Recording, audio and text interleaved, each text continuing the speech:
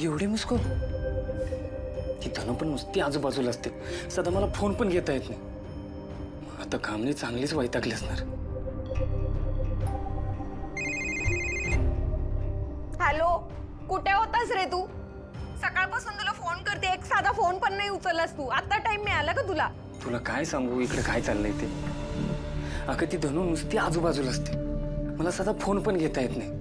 बोल ना काय झालं? अरे चिमू, पैसे चोरीला गेले आपले सगळे। काय? अगं तुला काय येडबीड लागले का काय? पैसे चोरीला गेले म्हणजे? अरे मी तुला त्या बाईबद्दल सांगितलं होतं ना, ती बाई माझ्या घरापर्यंत आली आणि तिने बॅग चोरली आणि मला मारून ती निघून गेली घरातून। तू एक काम कर, ती बाई कोण आहे ना ते शोधून काढ। मी तिला सोडणार नाहीये, तिने मला पण मारले चिमू। अगं बच्चा, पण ती थोडी थोडी रक्कम होती का? अगं 5 लाख रुपये होते ते। एक काम करू, आपण पोलीस कंप्लेंट करू। अरे तू वेडायस का जरा? म्हणजे पोलीस त्या बाईला सोडून मलाच पकडून देतील। अगं का? ते पैसे आपले नव्हते, ते सूर्याच्या घरातून चोरलेले। मग आपण कंप्लेंट कशाची करणार बरं? हा ग, हे पण खरं आहे। मग आता काय करायचं? काय नाही, मी त्या आता बाईला काही पण करून शोधून काढणार। आणि तसं पण ती पैसे ना त्या सूर्यालाच देणार होती, आणि सूर्यासाठी अशी आयरी गैरी बाई रिस्क घेणार आहे का सांग बरं? तू एक काम कर, ती बाई नेमकी कोण होती ना हे शोधून काढ, मग आपण बघू पुढे काय करायचं ते। चालेल, मी बघतो। जिमू, मला खूप लागले, तिने खूप मारले मला। माझी काळजी घ्यायला तू पण नाहीये जवळ। तुझी काळजी घेतो म्हणा नंतर।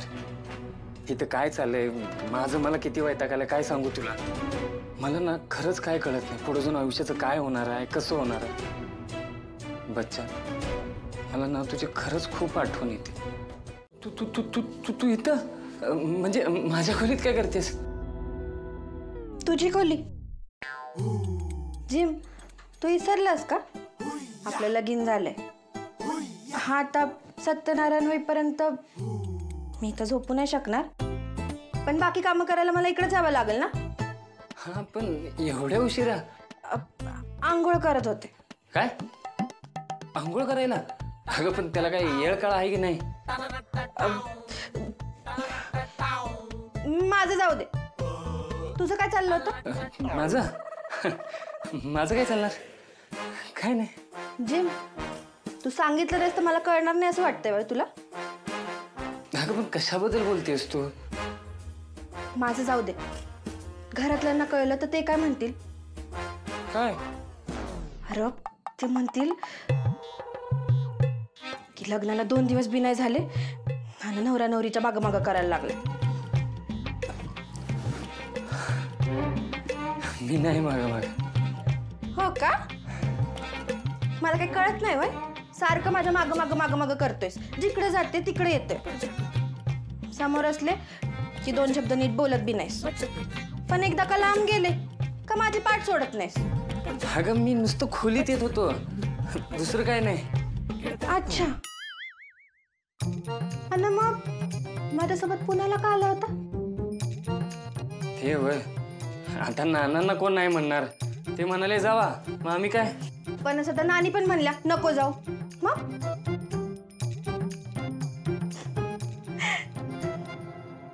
जिम, तुलाही चांगला माणूस आहेस बघ।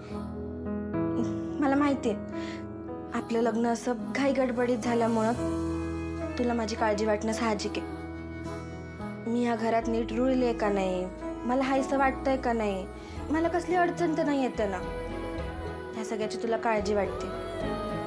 पण तू काळजी करू नकोस, अरे हे घर काय मला परका येतं वा? लहानपणीपासून माझी येज आहेच की या घरात।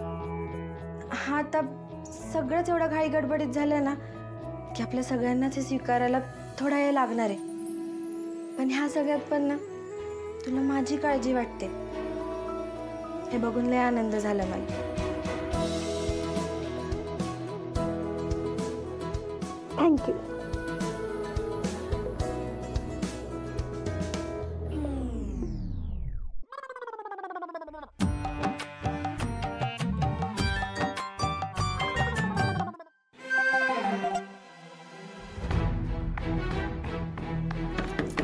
जिम, दार उघड। काय झालं? घाबरले ना मी. मला घाबरली? नवऱ्याला कधीपासून घाबरायला लागलीस? काय सूर्यकांतराव, आज तुमचं तुमच्या बायकोवर एवढं का प्रेम होतं चाललंय? नाही म्हणजे त्याच्या मागे काही कारण आहे का असंच आपलं? असंच कसं? थोडं जाग. हे घर तुझ्यामुळे आपल्याला परत मिळालंय,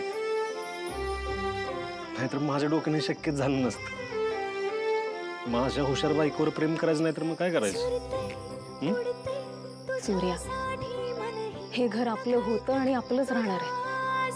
आणि हे ना आपल्यापासून कधीच कोणीच हिरावून नाही घेऊ शकत. खरं तर मला ना वेगळीच गोष्ट सतावते. कसली? तुला हे सगळं विचित्र नाही का वाटत आहे?